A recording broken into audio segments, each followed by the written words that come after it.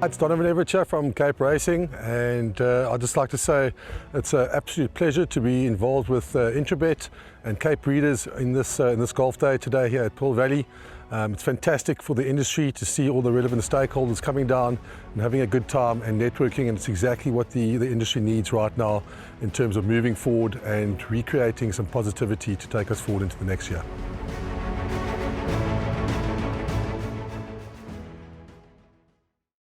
The sixth race on the card is a handicap at the 65 level for fillies and mares over 1,200 metres.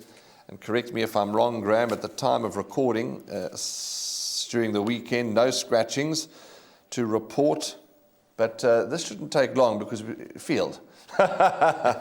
Fillies and mares, field and more. Field and more, yeah. Garth Fuller taught me that. Said fillies, F&M, field and more. But goodness gracious me. The two half-sisters run in the race, Kylie's Fate and Corner Crusade, both out of that mare called Kylie. But they're both not prayerless, are they?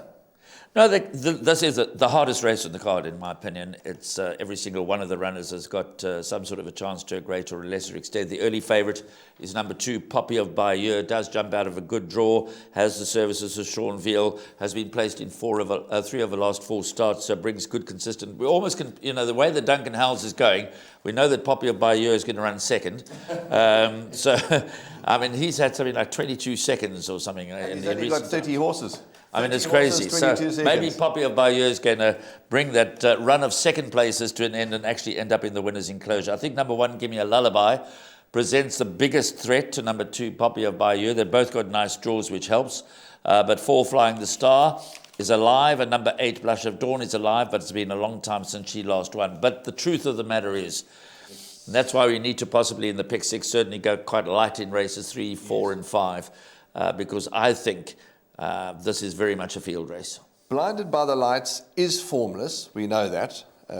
You can see there that she's a little off form at the moment. She has won a race and placed once from 11 starts, but the fact is that Fabian Habib has decided to bring her. Maybe he feels the polytrack could be the way to go. Muzi Yeni has ridden her before. Maybe he set up on the high fault, will bring her down to Durban. She'll love the poly.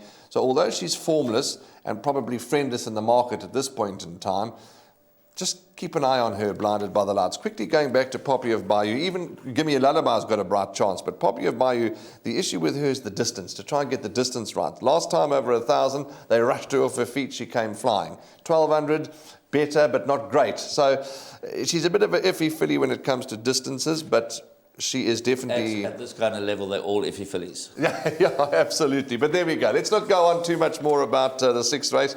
Do you have a 1 each way selection? I mean, just as a parting shot, who's your each way choice? I think the swingers, 1, Give Me a Lullaby, and 2, Poppy of Bayeux. I'm expecting the 2 of them, perhaps roving bankers in the quartets, roving bankers in the trifectas, quartets and exactas. I think the draw will be to their advantage when all appears even, go with the draw. And I think both of them have got sufficiently good form in recent runs to suggest they could be right there, but not with a great deal of confidence. Okay, well, that's fine. I've got nothing to tell you, just that it's difficult. It's a load-up race. And we're a team here at Gallop Studio. Graham's in the camp of 1 and 2 swingers as his suggested bet. I'm with him because we're a team.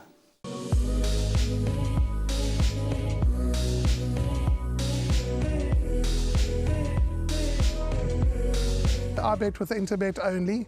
They're a fantastic site. I've never had any issues with them. They are very professional. There's never a problem. You deposit money, 2 seconds later it's in your account. You withdraw, which I do very occasionally, and I believe it's also 2 seconds it's in your account.